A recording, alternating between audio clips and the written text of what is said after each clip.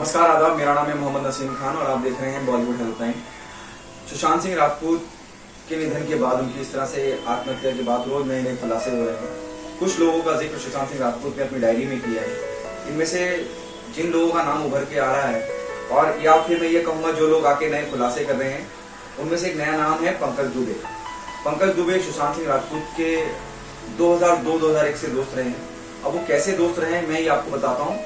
सुशांत सिंह राजपूत जिस वक्त दिल्ली यूनिवर्सिटी में इंजीनियरिंग पढ़ रहे थे, उसी दौरान पंकज दुबे भी वहां पढ़ा करते थे।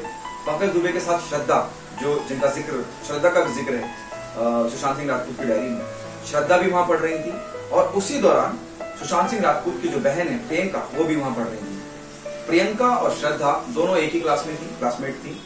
उसी दौरान पंकज दुबे, सुशांत सिंह और इन चारों की दोस्ती हुई और एक फ्रेंड सर्कल बना, और इन्होंने डिसाइड किया कि एक थिएटर ग्रुप भी बनाएंगे। तो उन्होंने मुखौटा नाम का थिएटर ग्रुप भी बनाया उसी दौरान, जिस वक्त सुशांत दिल्ली में पढ़ रहे थे।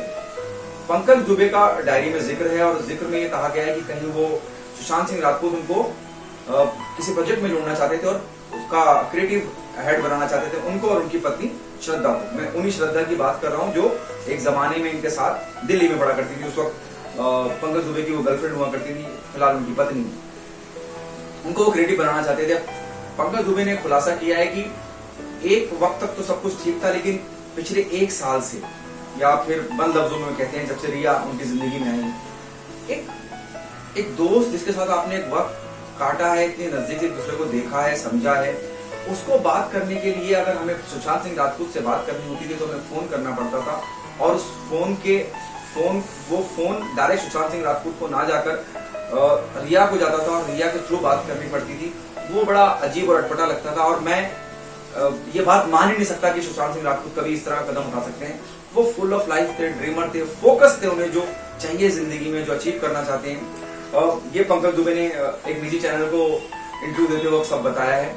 और वो आगे कहते हैं कि सुशांत सिंह राजपूत जब से यहाँ रिया के साथ हो गए, और जब हमने उन्हें कांटेक्ट करने की कोशिश करी, और ये जब तरीका हमने देखा कि रिया चक्रवर्ती के थ्रू जाना है, तो हमें थोड़ा सा अटपटा लगा। और हमें लगा कि जब उसको हम डायरेक्ट फोन कर सकेंगे, बातचीत कर सकेंगे, तभी हम कॉल करेंगे। हमने वो अवॉइड कर दिया। बीच में अभी लॉकडाउन के दौरान, थोड़े वक्त पहले, आई स्टैंड विद ह्यूमैनिटी, उसको लेके कैंपेन हमने चलाया था। तो उस दौरान जरूर सुशांत सिंह राजपूत से बात हुई थी, और वही जो बात होती है वो नॉर्मल बात हुई, और हमने वो बातचीत करी, और जैसे अमूमन होता है कि हाँ जरूर मिलते हैं, जल्दी मिलते हैं। लेकिन हमें कहीं भी इस बात का एहसास नहीं हुआ कि इतना बड़ा कदम सुशांत उठा लेंगे। और I don't know what to say. कहते हैं कि एक शख्स जो फुल ऑफ लाइफ था, वो ऐसा कैसे कर सकता है, इस बात पे यकीन नहीं होता है हमें। और इन दोनों का, सुशांत सिंह राजपूत ने श्रद्धा और पंकज का, दोनों का जिक्र अपनी डायरी में किया है।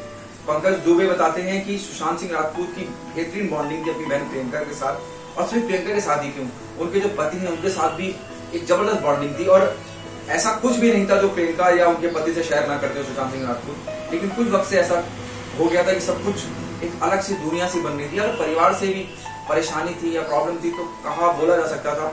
और मुझे कहीं पे भी यकीन नहीं होता कि सुशांत सिंह राजपूत जैसा फुल ऑफ लाइफ आदमी, फुल ऑफ एनर्जी से भरा हुआ, सपनों से भरा हुआ, ऐसा कैसे कर सकता। फिलहाल के लिए इतना ही। देखते रहिए बॉलीवुड।